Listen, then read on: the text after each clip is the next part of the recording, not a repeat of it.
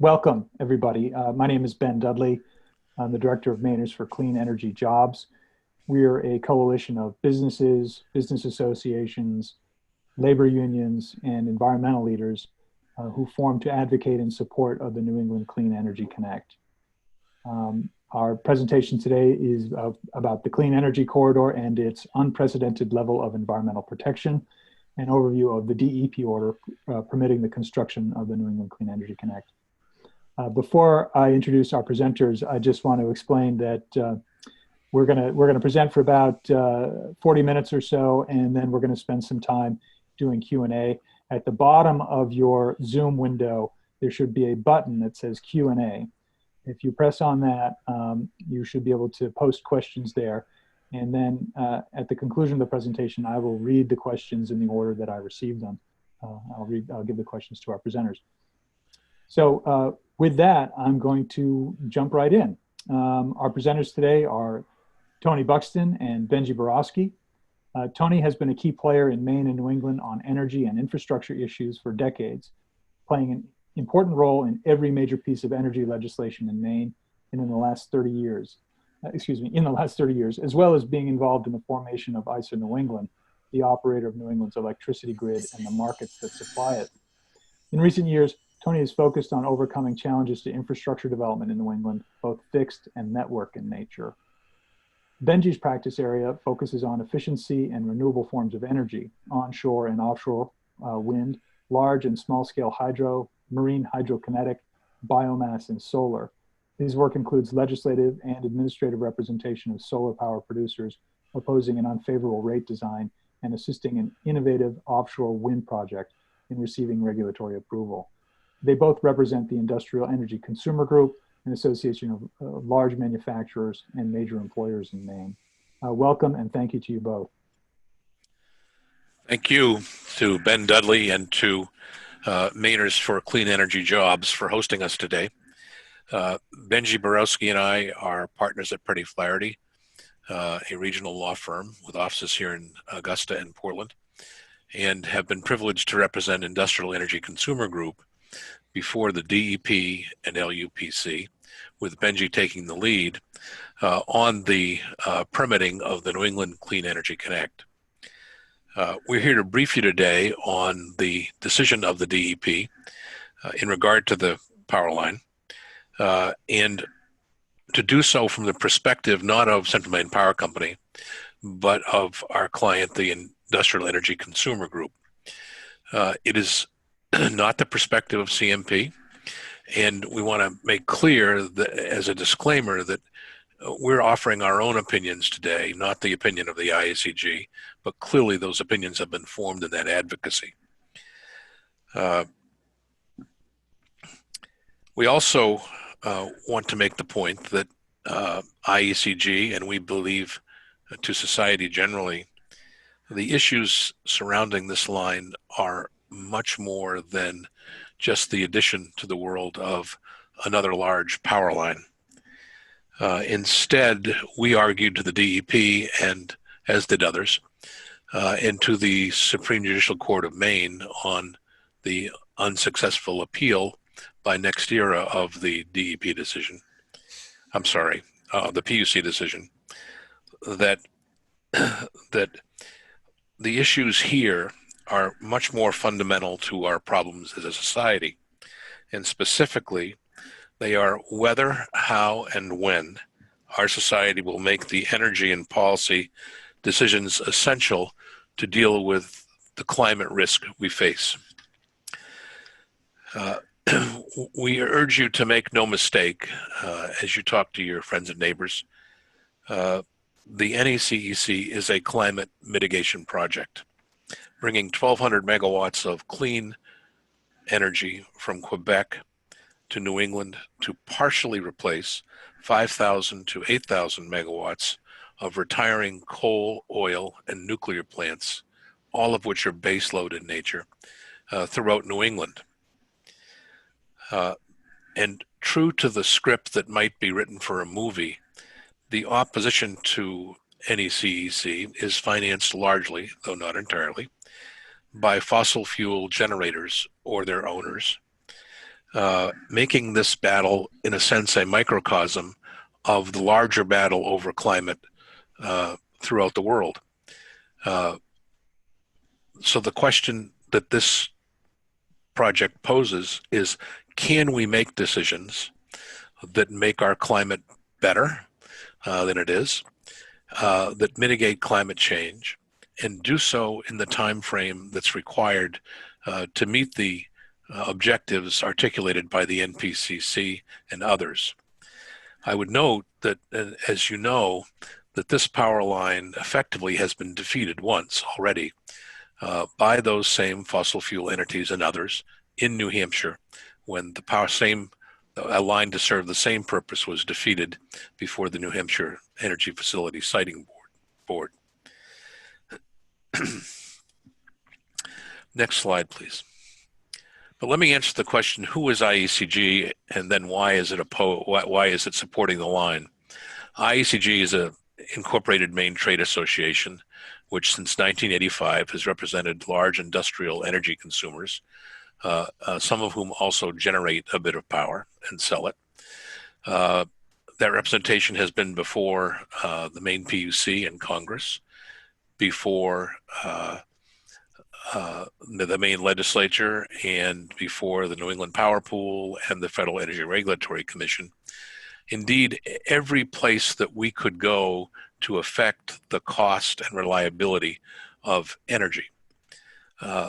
Over that time, the IECG has evolved in its positions and its operative philosophy, but it still supports projects which offer lower cost energy and which increase reliability.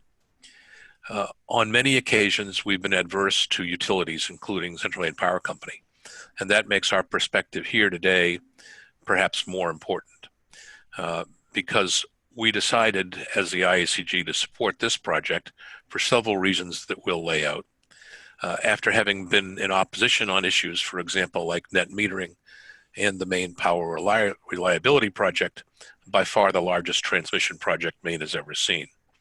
It's fair to say the IECG is a proactive energy user group, and I draw your attention to its website, getmaineclimateright.com, which articulates the IECG's position in its climate initiative on climate policies that I think you'll find quite interesting and about which we'll talk today, and which underlie part of the IECG's support.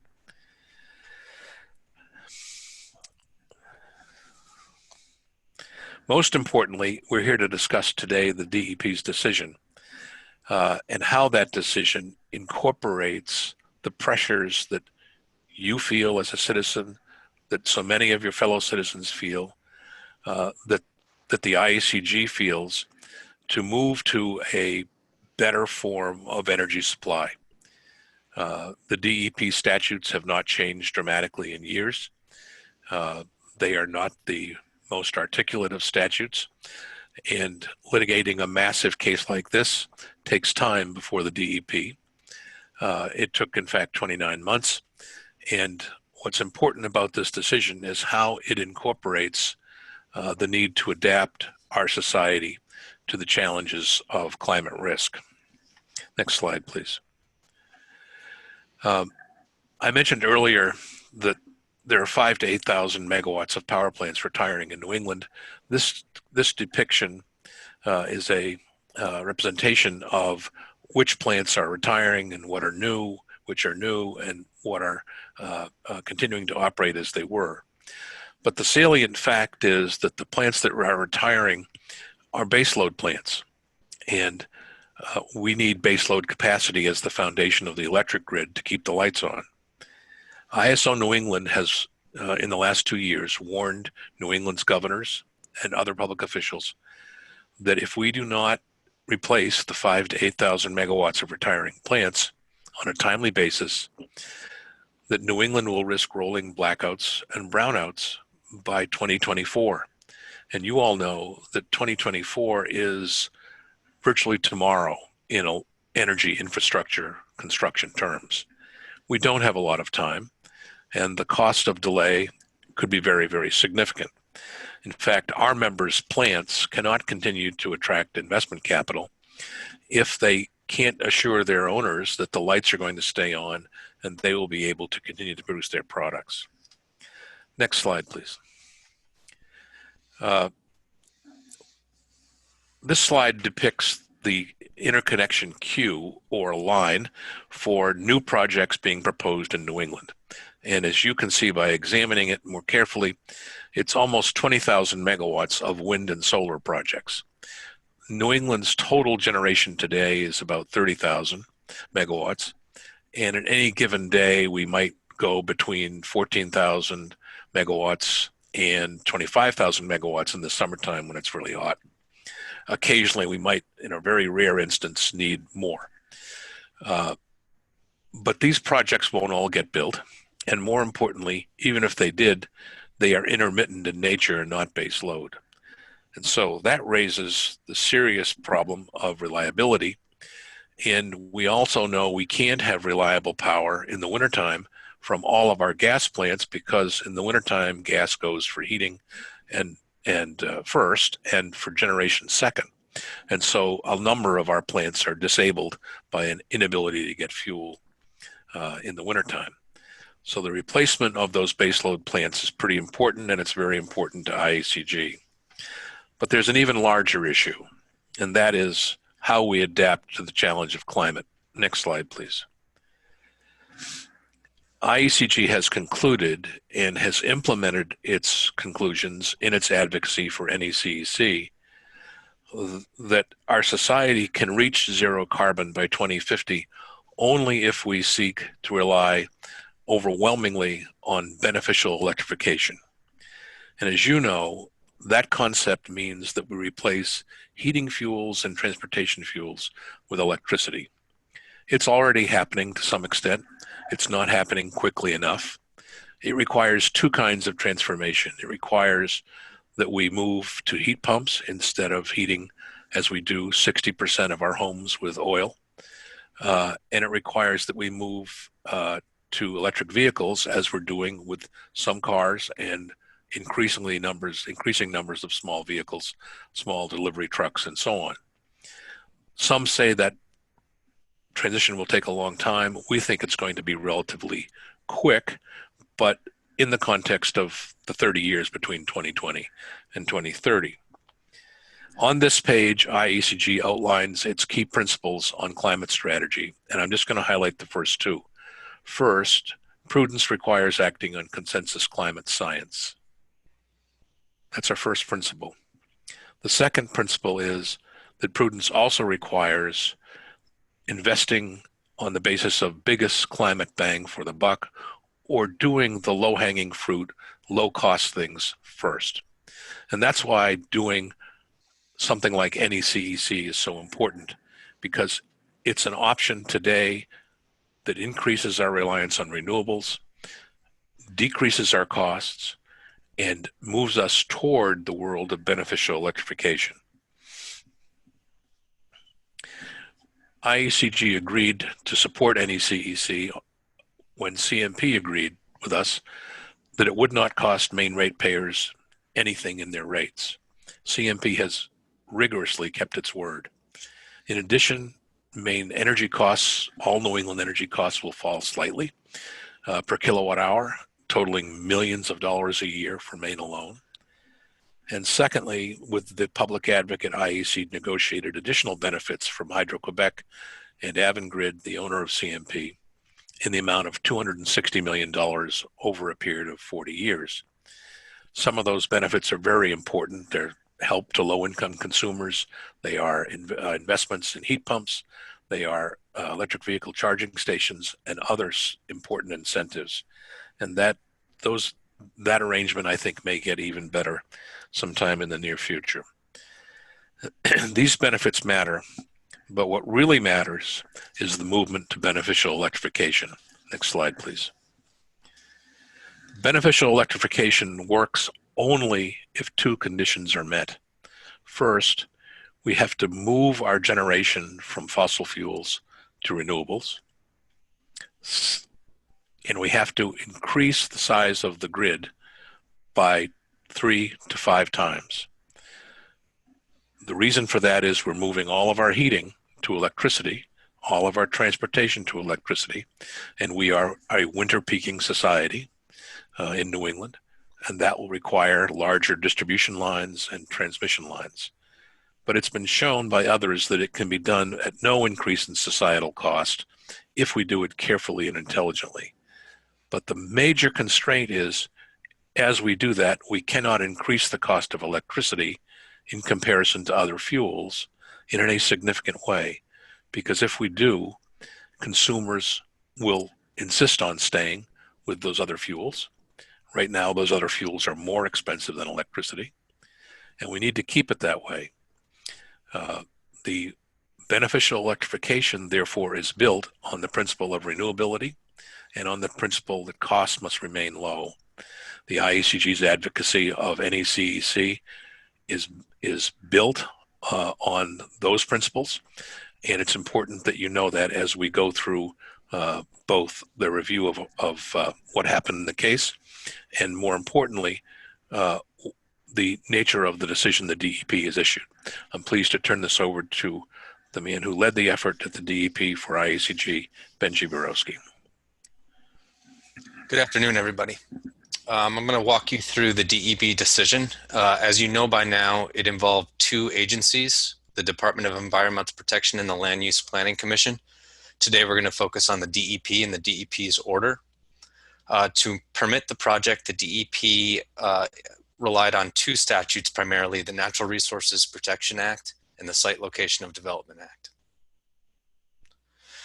The statutory basics. I think the first thing to understand about NERPA and SLOTA is that they both require the department to permit a project when the applicant has met certain review standards. There's no discretion to deny an applicant if the applicant has met those standards. The review standards are essentially reasonableness standards. That is, no unreasonable harm or impact. And I think there's an inherent tension in both statutes. That is, on one hand, the statutes aim to protect the environment, but on the other hand, the statutes aim to protect human benefits derived from the environment.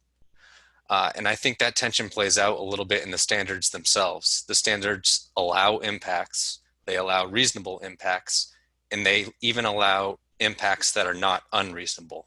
The only thing prohibited are unreasonable impacts. With regard to NERPA, I think the most contentious standard for NECEC, the two most contentious standards were the existing use and the harm to habitats and fisheries standards. Both of those are reasonableness standards. With regard to the first, it's primarily about humans. The activity cannot unreasonably interfere with existing scenic, aesthetic, recreational, or navigational uses. With regard to the second standard, harm to habitats and fisheries, it's primarily about protecting the environment. No unreasonable harm to certain types of habitat or animals is allowed. Within that standard, the department was required to assess practicable alternatives and also assess mitigation and compensation. As a general rule, an applicant is required to avoid harm to the extent possible and then minimize it. And after avoidance and minimization is required to mitigate the harm or otherwise compensate to meet the standards. Under SLOTA, I think the most contentious standard is the no adverse effect on the natural environment standard. This is somewhat duplicative of the NERPA standard. And if you look at the second prong, shall not adversely affect existing uses and scenic character. Those primarily deal with human benefits, and then also shall not adversely affect air quality, water quality, or other natural resources. That's obviously about environmental protection, and that's somewhat duplicative of NERPA. In the next 3 slides, I'm going to provide a general timeline of events in the permitting process. The first thing to note is that the application was actually accepted way back in October of 2017. In July of 2018, the DEP consolidated 22 intervenors into 10 different groups. And it also confined the public hearing topics to what it viewed as the four most contentious topics. And those are the topics, the standards that I just set forth for you. In October of 2018, CMP actually amended its application. Previously, it sought to construct the NECEC over the Kennebec River Gorge. With the amendment, CMP sought to use horizontal directional drilling to go underneath the Kennebec River Gorge. In 2019, we saw 2 rounds of testimony, and then in April, there were 5 full-day evidentiary hearings in Farmington. At night, there were 2 public hearings. Following that, there were 2 more rounds of testimony, and then the DEP actually required an additional full-day evidentiary hearing. That hearing was about alternatives to the NECEC, such as undergrounding or using taller structures. Following the close of the evidentiary hearing, there were 2 rounds of briefs. And then in September of 2019, CMP effectively sought to amend its application again through what is called the Merrill Strip alternative, and this was designed to avoid BID Pond. Ultimately, the DEP reopened the record for that purpose. Parties commented on it, and in March of 2020, a draft order issued. Parties were allowed to comment on that draft order. And then finally, on May 11th, 2020, the DEP issued its final order approving NECEC. IECG's position and arguments. It's important to note, and Tony alluded to this earlier, IECG has extensive energy experience. IECG has much less environmental experience, so our playbook of energy-based arguments was somewhat limited in this case. We were limited by the language of the statutes and the regulations. We were further limited by the narrowing of the scope of the hearing. And we were further limited by being consolidated into Group 3, which also consisted of the Maine Chamber, Lewiston, IBEW, and the Lewiston-Auburn Chamber. The DEP thought that since we all supported the projects and generally saw benefits from the projects, that we would make a good group together. In general, IECG's primary argument was that the reasonableness standards that I set forth for you before require a balancing of benefits against impacts to determine if the impacts are unreasonable, and if so, the extent to which they are unreasonable. The essential argument was that NECEC provides substantial energy benefits, and those energy benefits make the impacts more reasonable or less unreasonable. We also argued that undergrounding is not a practicable alternative. Throughout the proceeding, opponents attempted to use what I characterize as the perfection standard. They held the project to a standard of perfection. IECG attempted to counteract that by arguing that the regulatory process is designed to improve projects through agency and party expertise, testing evidence, so on and so forth. No project or project application can ever be perfect, and the DEP's job is not to deny imperfect projects. It's supposed to use public input and expertise to make those projects better. Finally, IECG argued that mitigating climate change is a benefit to weigh in determining the reasonableness of harms, but a full accounting of global greenhouse gas emission impacts is not required under the statutes. And I'll get to this more later on. IECG filed direct testimony by Glenn Poole on the energy benefits, but unfortunately that was stricken as being outside the scope of the hearing topics, so we were forced to refile that as public comments. We were able to get in testimony from Gil Paquette of VHB, environmental engineering firm, on the impacts and the impracticability of undergrounding, as well as the impacts and construction techniques involved in using taller structures and undergrounding. So DEP ultimately approved the NECEC. In its order, it noted that NECEC as proposed would have created substantial impacts, but those impacts could be avoided or minimized, quote, by imposing a set of conditions identified and developed through the public process. So I think it's important to point out that DEP viewed the process, in our view, correctly. It was used to develop the right conditions. DEP characterized those conditions as providing an unprecedented level of natural resource protection. In the order, DEP carefully defined the project purpose, which is a term of art. In this case, it was to provide renewable electricity. The order states that DEP applied the statutes and regulations it administers in this order to approve the least environmentally damaging alternative available to achieve that purpose. So conditioned, the project fully satisfies the department's permitting standards. I think the crux of the order goes to segment 1. And if you're not familiar with the project, segment 1 is what's depicted in yellow in the diagram. It is the 53-mile segment from the Canadian border to the Forks. This is the only section of new corridor involved in the NECEC. The remainder, which is about 70%, is co-located in existing transmission corridors. So now I'm going to go through a few of the particular standards and the conditions that DEP used to ensure reasonable impacts.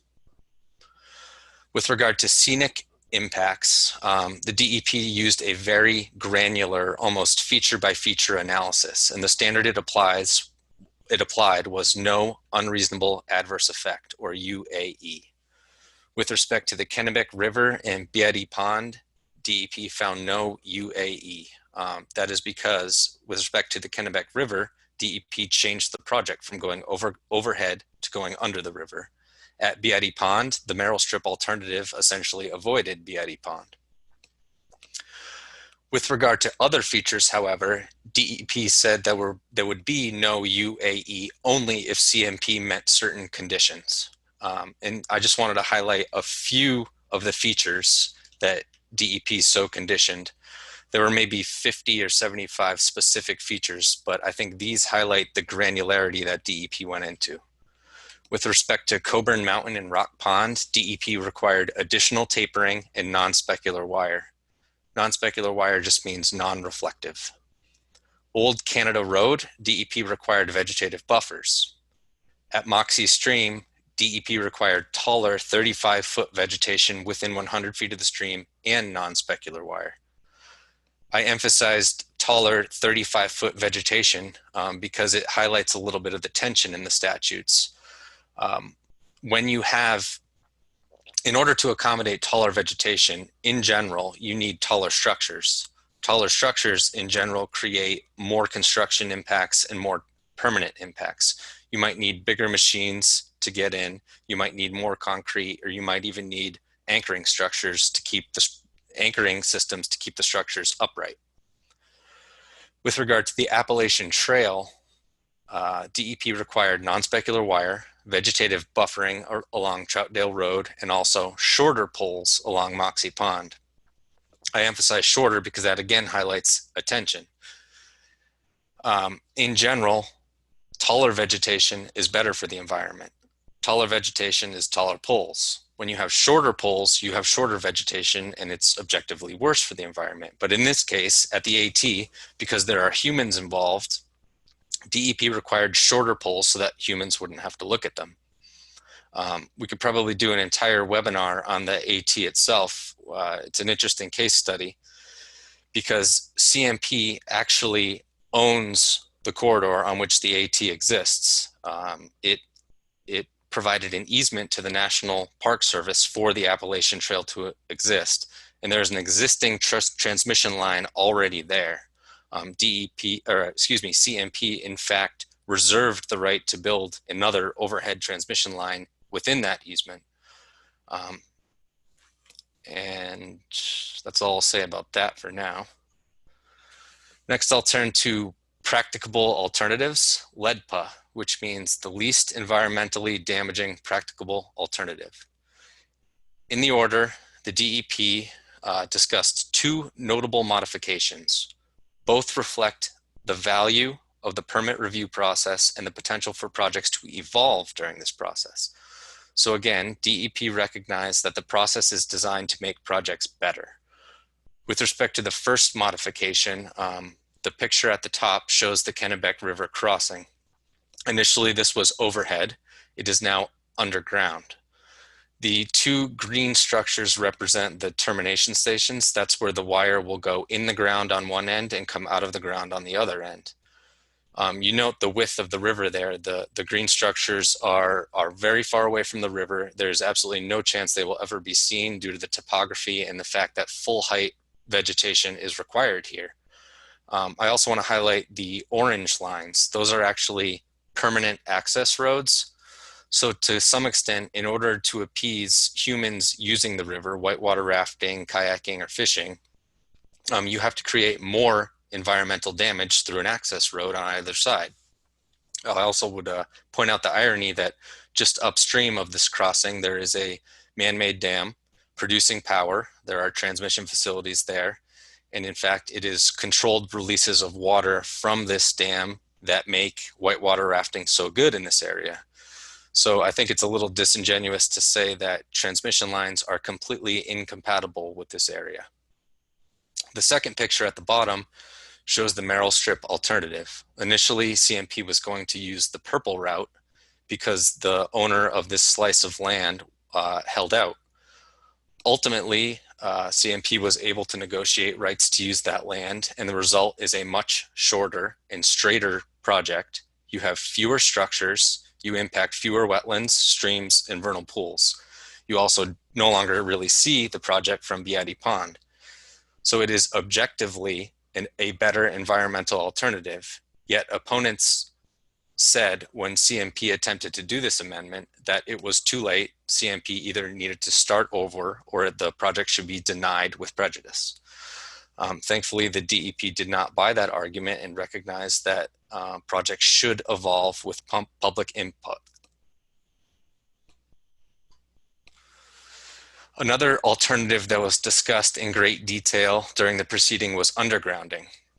The order states, despite its intuitive appeal, that constructing the line underground outside of the Kennebec River crossing is not a less damaging practicable alternative. You might be wondering how or why that is so. When you get into the nuts and bolts of it, it's actually pretty obvious.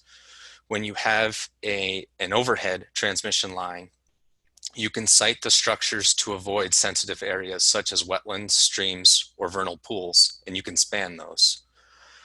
You can bring a reel of cable like you see in the bottom picture to a particular site and then use tensioners and helicopters to pull that wire up to 3 or 4 miles apart so you don't impact those lands at all. The only impact actually occurs where the transmission structures themselves are.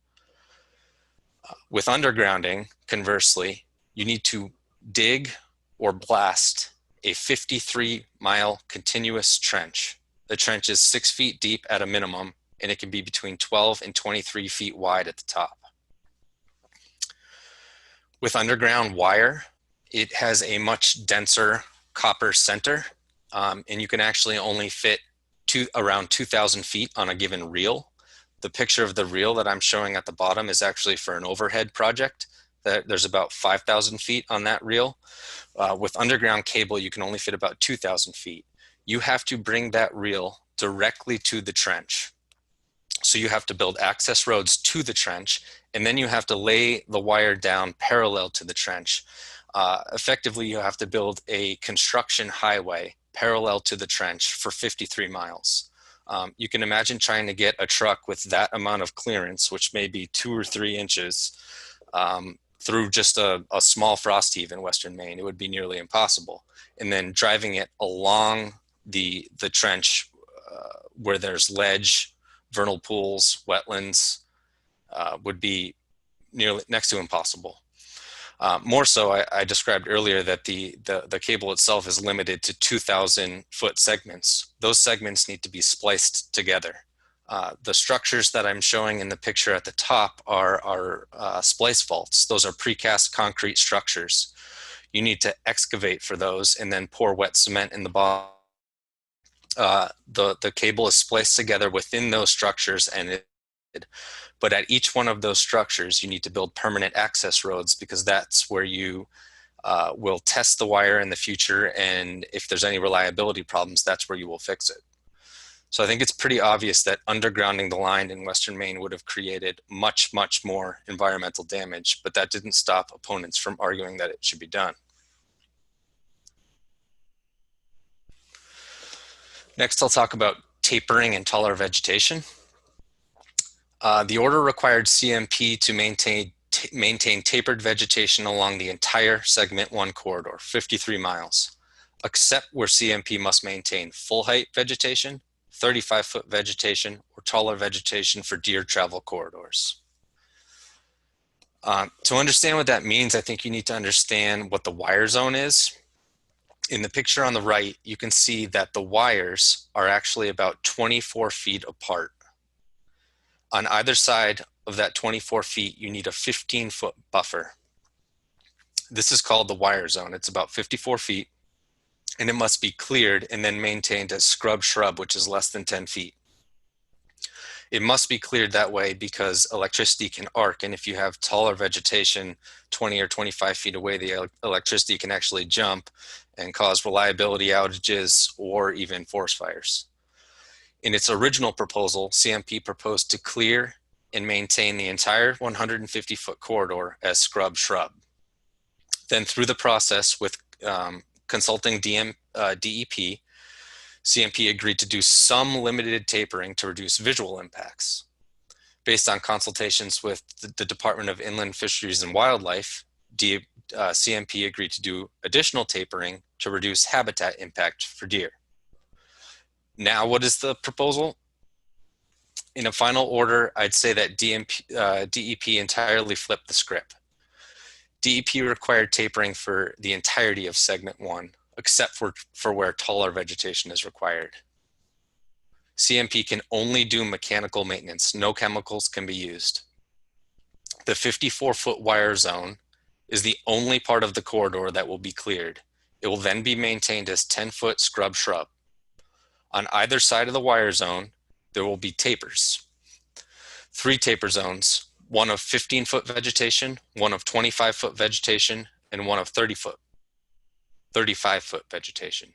These taper zones will be selectively cut and managed, but not clear cut. In addition to that tapering, CMP also required full height or taller vegetation for 14.1 miles out of the 53. That's almost 26%. I explained a little bit earlier that with taller structures, there are generally more construction and permanent impacts. So it's somewhat of a trade-off. But nonetheless, DEP required full height vegetation in 3 wildlife areas, a minimum of 35-foot vegetation in 9 wildlife areas, and it also required softwood corridors 25 to 35 feet in height in 4 areas for deer. Even with all the tapering and taller vegetation, the DEP still found that additional off-site mitigation was required. CMP must permanently conserve 40,000 acres in the vicinity of segment 1. So the bottom line is that with tapering, taller vegetation, and 40,000 acres of conservation, CMP finally met the standard and there were no unreasonable impacts. Next, I want to talk about climate change, and I apologize for the amount of words on this slide, but it's pretty important. In the order, the DEP said that NERPA and SLOTA do not require any particular showing regarding a project's impact on global climate change. The Chapter 375, Section 2 deals with highly localized climate impacts. So, for example, that means fog, humidity, smog, or other forms of pollution caused by Wyman Station. Those are local impacts, not global climate change. But DEP considers a project's purpose, in this case, to provide clean, renewable energy, in evaluating whether the totality of its adverse environmental effects is reasonable. With respect to climate change, DEP found it is the single greatest threat to Maine's natural environment. It has a negative and worsening effect on brook trout habitat. It threatens forest habitat for moose and pine marten. and failure to take immediate action to mitigate greenhouse gas emissions will exacerbate these impacts. Then the DEP accepted the finding of the Public Utilities Commission that NECEC will create a climate benefit by reducing greenhouse gas emissions. It weighed that benefit against the project's other impacts in its reasonableness determination. The DEP ultimately found the adverse effects to be reasonable in light of the project purpose and its greenhouse gas benefits. So at least for me, that analysis raises more questions than it answers. On one hand, you have the DEP saying the NECEC creates a climate benefit. That is, reducing greenhouse gas emissions, which is the immediate mitigation of the greatest threat to Maine's natural environment, which is already impacting brook trout, moose, and pine marten. Yet, you have an unprecedented level of conditions. What does that mean for permitting climate solutions? Regardless of your preferred climate solution, offshore wind, large-scale solar, onshore wind, those are all huge infrastructure projects, and they all require transmission lines. Earlier, Tony discussed beneficial electrification that will require a major grid expansion by 3 to 5 times, more transmission lines. When you have more conditions on a transmission line, you increase the project costs, and inevitably those costs make their way to consumers. High costs is a barrier for consumers when it comes to beneficial electrification. By now, you've probably heard about the referendum out there too. What about the risk of having permits overturned by referendum? All of these are risks that will increase costs. I think ultimately for IECG, the bottom line is that NECEC is a climate solution. We could endlessly debate greenhouse gas leakage versus in-region greenhouse gas reductions, but in our opinion, that just will lead to climate paralysis. Emissions don't respect geopolitical boundaries. Maine can only control what's in Maine. Maine cannot police New York, and then Ohio, and then California, and then China. To try to chase greenhouse gas emissions and attribute that around the world and attribute them to a project in Maine would lead to paralysis and ultimately nothing happening on climate change. Luckily, we don't think that matters for NECEC. NECEC will lower costs and it will increase reliability, and that's the foundation for beneficial electrification. Replacing oil furnaces and gasoline cars with heat pumps and EVs will increase the importance of electricity, and electricity must remain affordable and reliable for people to switch. In this last slide, I want to call your attention to the chart on the right. That is a chart initially produced by Acadia Center. I have drawn on it. And I want to point, this is a comparison of emissions from various heating technologies today. The light blue line that you see is the emissions from a heat pump. That is emissions from a heat pump given today's electric mix. We get almost half of our electricity from natural gas today. Despite that, when you look at oil in the left-hand column, heat pumps have about 1/4 of the emissions of oil heat, about 1/3 of the emissions of propane heat, and about less than half the emissions of natural gas heat. NECEC is a climate solution because it helps Maine to get to #1 today. And that is the single most important thing we can do. What I've circled in green, those are the emissions we can reduce today by switching to heat pumps. We need affordable and reliable electricity to do that.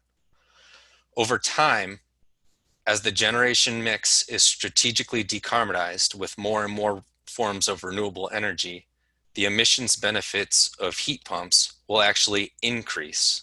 And if we go out towards 2050, ultimately, heat pumps can produce no emissions when we decarbonize our grid. But in order to do that, you must maintain affordable and reliable electricity. So I guess that's the critical point. We think NECEC gets us to #1 today, and it provides the foundation to get to #2 and #3. And with that, I'll conclude, and we're happy to answer any questions you may have. Thank you so much, Benji and Tony. We have about 13 minutes for Q&A. If you have a question, click on the Q&A button at the bottom of your screen, and you'll have an option there to type in your question. I'm going to read the questions in the order that I received them. The first is directed to Tony. At the beginning of your presentation, did you say that all of the opposition to the NECEC is funded by fossil fuel generators? I did not. I said twice that the largest part of the opposition is funded that way, meaning the money that's coming in. There certainly are, many people who oppose NECEC who have nothing to do with the fossil fuel industry and who have indicated their opposition. Thank you, Tony.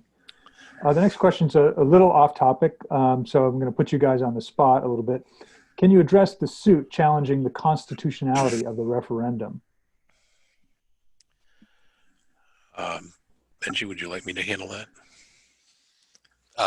Sure. Well, we can talk. You can talk about the first. I can talk about the second if you'd like.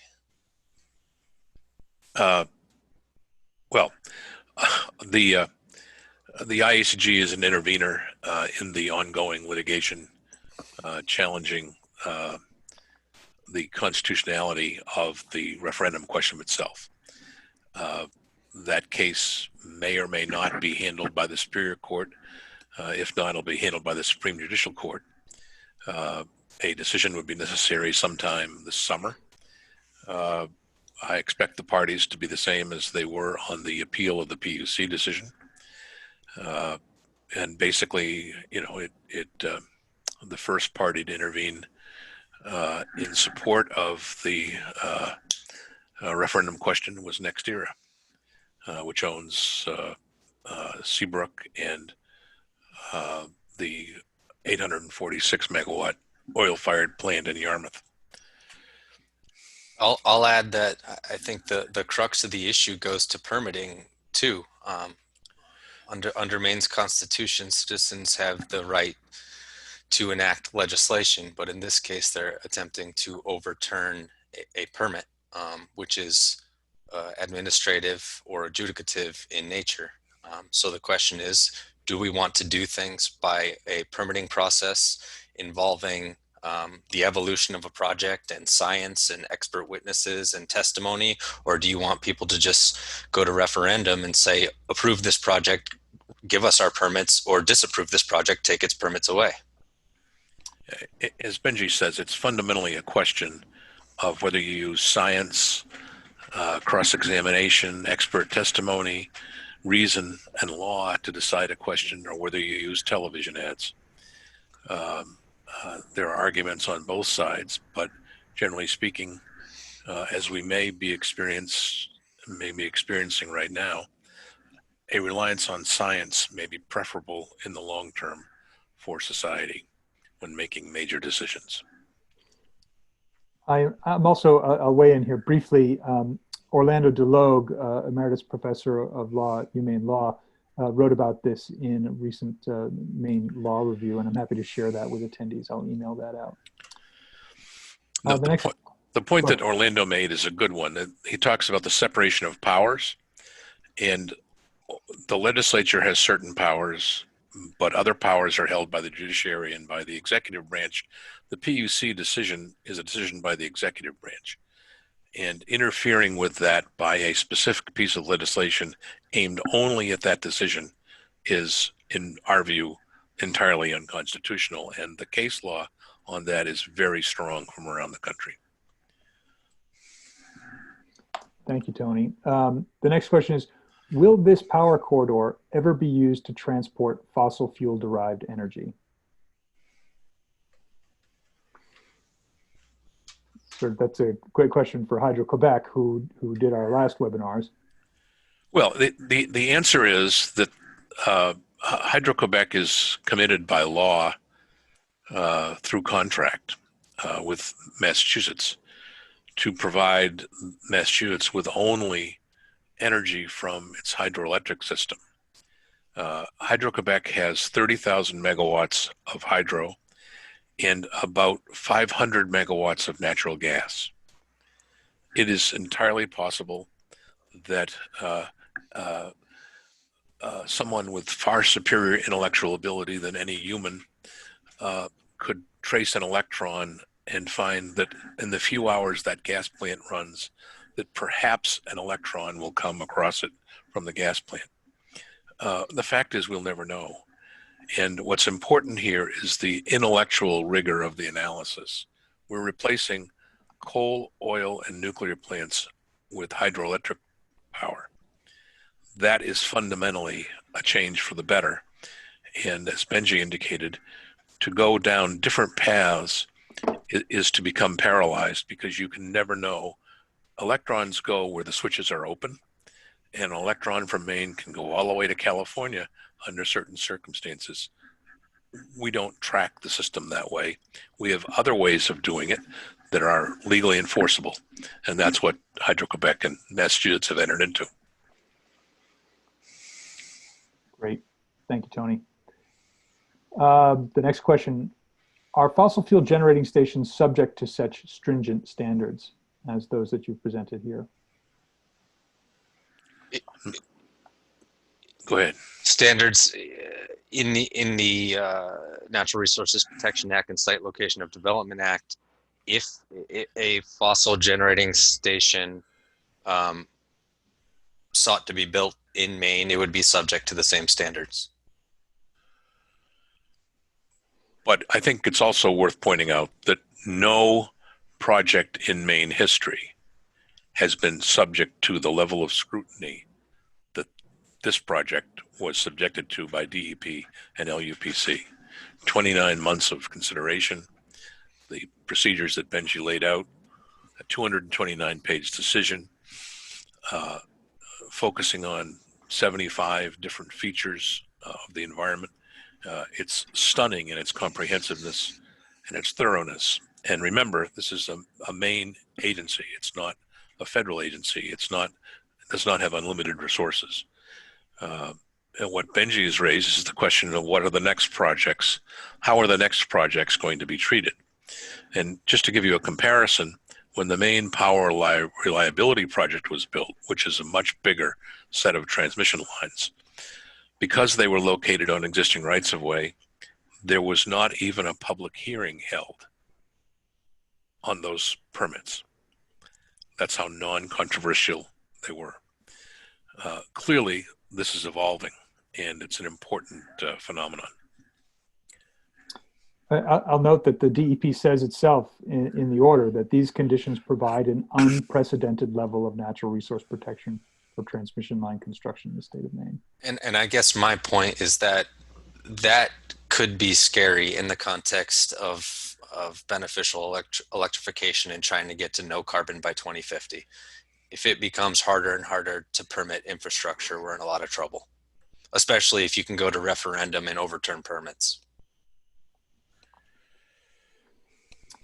The next question is to you, Benji.